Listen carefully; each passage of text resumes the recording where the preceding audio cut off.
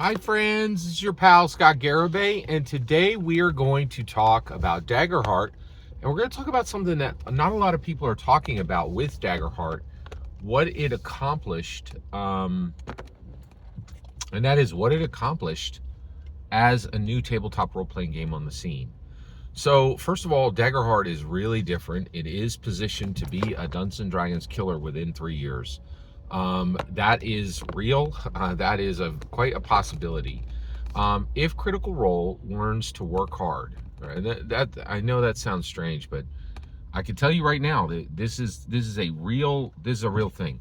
There is this real possibility that they can actually deliver and you become a D&D killer, but it will take hard work. It's got a Critical Role. No, they have never worked hard on anything. They're literally casuals, right? Like they've been able to make the most prominent, important Dungeons and Dragons story in the world, and push it all the way to the point of getting in front of Jeff Bezos to be funded as a multi-million-dollar intellectual property television show, exactly like Dungeons and Dragons was able to do, right, in 1983. But they've all kept their day jobs. Literally, not one of them has even made this their full-time gig. They don't work hard, and in order to beat D&D, they're going to need to work hard. So that is I think that's the number one blocker. Now, they might have gotten around that by just getting one of the things they keep doing is just outsourcing the work rather than Matthew Mercer actually apply his brain and work hard on beating D&D. They're like, oh, let's just hire the two guys in the world that are in the best position to beat D&D, which would be Crawford and Perkins, which they just did, right? So, but Daggerheart is in position. Excuse me. All right. What did Daggerheart do? So I started reading Daggerheart and I'm like, wait a second, what is this world? What is Daggerheart? Where are we, right? And until I got to the end and I saw the campaign frames, I was like, oh, yeah, this is just like Dungeons and Dragons. Daggerheart does not have a set world. Daggerheart is specifically saying, it's exactly like Dungeons and Dragons. It's saying multiple settings. Like, we are giving you the tools to run multiple settings, and the primary focus is fantasy, although you can switch it to science fiction, which is exactly what Dungeons and Dragons did. They're like, hey, our primary focus is fantasy, but you could switch this to real world, or you could switch this to sci-fi. We've given you a few tools to do that. Less than 10% of the book is aimed at that, but you could absolutely do it, right? And so that's really different. And the reason why is, like, what are the new tabletop role-playing games that have come out recently? First of all, there have not been a lot of new tabletop role-playing games coming out other than IPs. But IP books are very different. So Marvel Multiverse role-playing game recently came out. Star Trek recently came out. There's a new one called, like, Dreams and Machines. That's a brand new tabletop role-playing game, right? Dreams and Machines. And this is my entire point. So Dreams and Machines is one world, right? Salvage Union, right? That's just one world. Almost all of the tabletop role-playing games that are coming out are one world.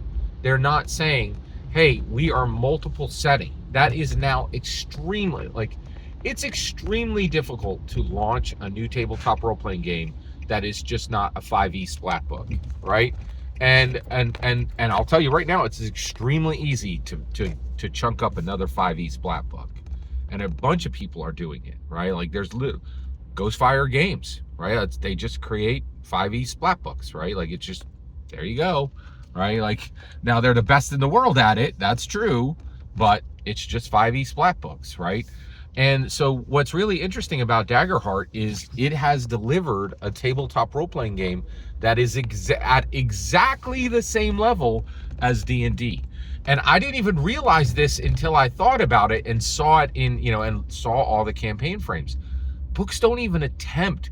We are in such, like, this is one of the things is Daggerheart has become a blacklight, right, for the entire TTRPG industry. And we're seeing where everything is, right? You could see just from a different perspective. It is illuminating things that just simply weren't seen before. And one of those things is that D&D was so far ahead that many tabletop role-playing games didn't even attempt to compete with it, right? All these tabletop role-playing games are like, oh, here's one world. That's not even an attempt to compete with Dungeons and Dragons. Dungeons and Dragons is like, we're giving you the tools to create any setting you want. We're also giving the tools for professional writers that we hire to create multiple settings, right? That is astounding. And I think we had forgotten that D&D did this. Like, we had forgotten that, you know, that D&D was not, hey, here's a world, role play in that world. It was like, here is an infrastructure framework to build any world and role play in that. And that is so difficult to do, so rare, right, that you almost never even see it anymore. But Daggerheart did it. And Daggerheart's out there and it's moving forward. Now, I will say this, it is going to be tough. I'm seeing a lot of talk about these Daggerheart cards, and I do think that could be a very real, significant hindrance to Daggerheart as we go forward, in that, like, anybody who comes to design for new worlds or to do any of this, they're going to have to create cards. And one of the things to me is, if you're going to do that, do it, right? Because one thing that could happen is you could just be like, here's my new setting, here's all the cards for the setting, but you've got to charge people for this. I think one of the things that's got to get fixed right away with Daggerheart is we have to pretend that the cards aren't necessary. They are 100% necessary. You cannot play Daggerheart without the cards. That is ludicrous. I think anybody who's selling that line has never played it. Like, it is just, you have, like, the cards are vaulted. They're in positions. You put tokens on them. They're integral to the entire game. The idea that you don't need the cards is simply, it's just a myth. It's just the concrete reality is that you need those cards. There's just no way around it, right? And anybody who creates new worlds for this is going to need to create cards. I actually think that's an opportunity. They should create the new cards, and then you should make people buy them, right? Like, don't give them the ability to print them for free. That is just bad business. And this is another thing. We have to realize this.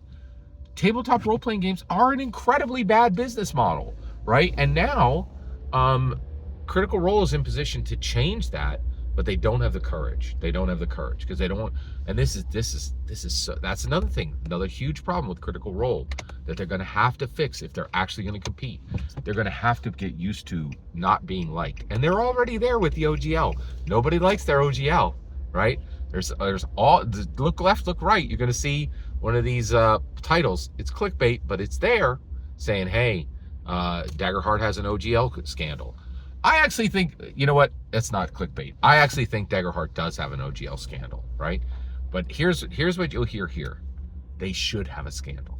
Critical Role is going to have 100 scandals going forward. You know why? Because they're doing real work, and that upsets people, right? They're not just fluffing around like, you know, out here playing patty cake, right? If you go to war, and that's what they're at, they have gone to war with D&D.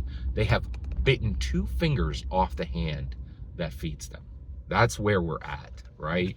There's blood on the floor. Like, this is a virtual war between Critical Role and Hasbro. Like, we're there. Like, it is on like Donkey Kong. We are all the way there. Every single word you just heard in this video is my humble opinion. The important part is when I get to hear your humble opinion, when you get in the comments and send your traffic. Please consider liking and subscribing, and have a fetch millennium.